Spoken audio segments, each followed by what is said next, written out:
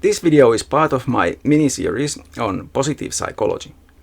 In the previous two videos, I explained psychological strengths and offered some tips about stress management. In the next one, the last in the mini-series, I will suggest ways to improve your well-being.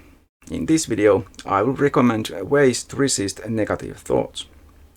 My name is Jouni Vilkka, and this is my channel TFF, Teacher from Finland. Please subscribe and click the thumbs up button. You may have experienced negative thoughts, even recurring ones. Hopefully not as much as I have. Negative thoughts are harmful, automatic thoughts you find yourself thinking, or ways of thinking that are actually harmful for your psyche. Here are some examples of them and my suggestions for dealing with them.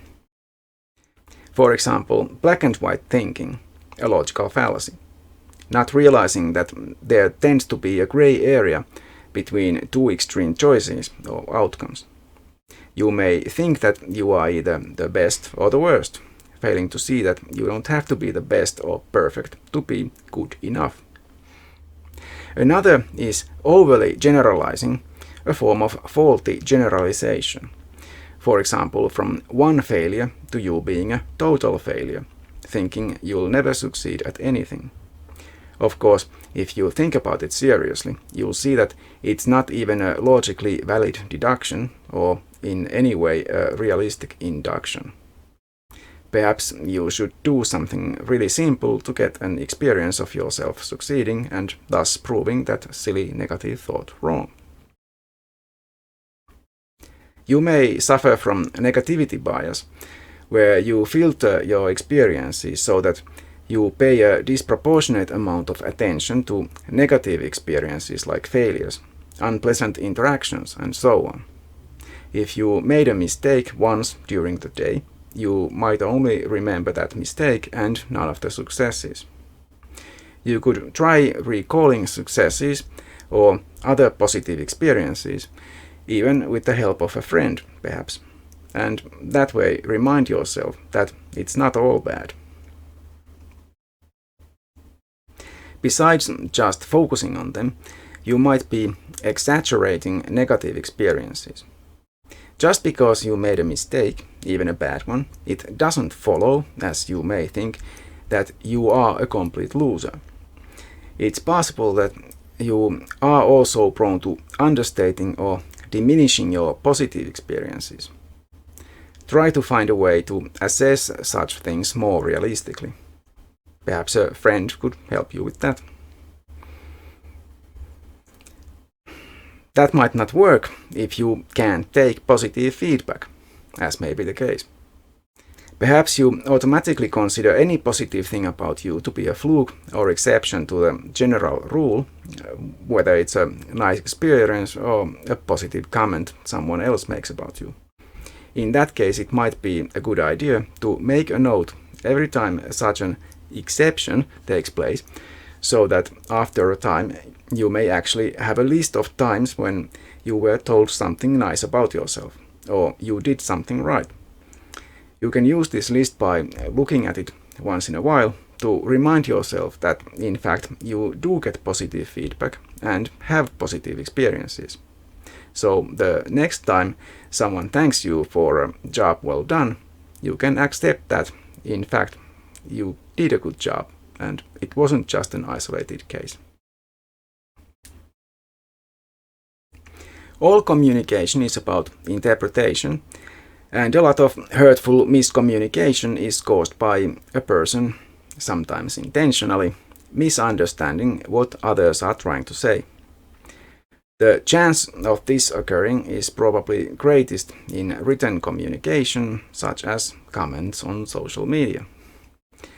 Especially if you're feeling bad already for some reason, even just because you're hungry, you are more likely to interpret others negatively. For example, you think someone is being sarcastic when they are actually trying to compliment you. My recommendation is to practice what I call the principle of benevolent interpretation. Try to always interpret others as being ethically, epistemically, and in every way excellent, nice people. Make a habit of that principle, and you are unlikely to experience hurtful communications. You might, of course, sometimes mistake a genuinely hateful comment for a benevolent one, but it is still likely to be better for your well-being than the alternative.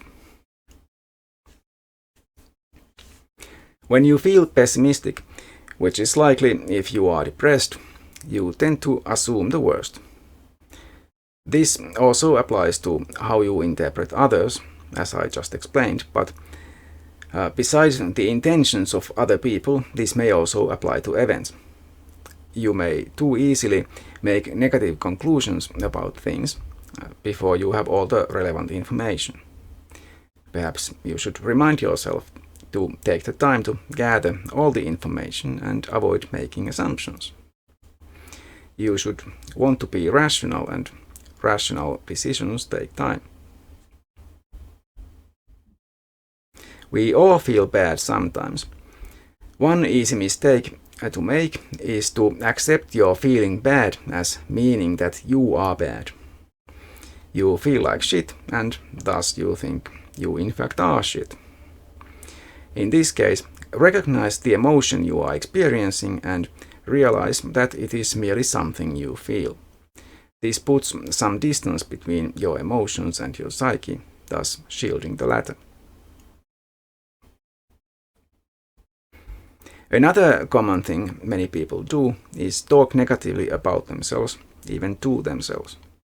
You might fail in a game and say, "I suck," for example. When you catch yourself doing that, or if you catch others saying negative things about themselves, you can intervene. The failure is a single event, but that kind of talk makes the whole person out to be a failure, which is unwarranted and essentialistic bullshit. These kinds of negative thinking can lead to a spiral of negative thoughts. Automatic negative beliefs and ways of thinking lead you to interpret the world in a negative manner, which then feeds the same kind of thinking, causing your already low self-esteem to spiral. You are then focusing your attention on negative experiences and constantly interpreting them in the worst way. This gives you more evidence to back up the belief in your own low self-worth. To break this spiral, you have to learn to recognize the harmful beliefs and types of negative thinking you are using. You may benefit from the help of a cognitive therapist in this. A friend might be able to help as well, or you might be able to do it on your own. Perhaps the suggestions I gave might help. If you have more suggestions to add, don't hesitate to post them below. The important thing is to find different ways of thinking, new thoughts and beliefs to occupy your mind. It could break that vicious cycle of negative thinking and possibly even lead to a positive feedback loop, improving your mental health. It is also possible that awful memories keep infiltrating your consciousness. What I have found useful is using a short phrase, or sometimes even a longer one, like a magic spell, as soon as that unwanted memory or thought arises, and I become aware of it. The point is to break that thought process immediately by forcing a different thought to take its place. The phrase I always use is easily available to me, so I don't have to try to come up with something on the spot. That's my own suggestion. If it doesn't help, the therapist might be able to come up with something better. In this video, I talked about ways to resist negative thoughts. Previously, I talked about psychological strengths and stress management. In the next video, I will suggest general tips that you can do to improve your well-being. Bye for now. If you wish to support my channel, please click thumbs up, subscribe and share my videos. Any comments on the videos would also be welcome.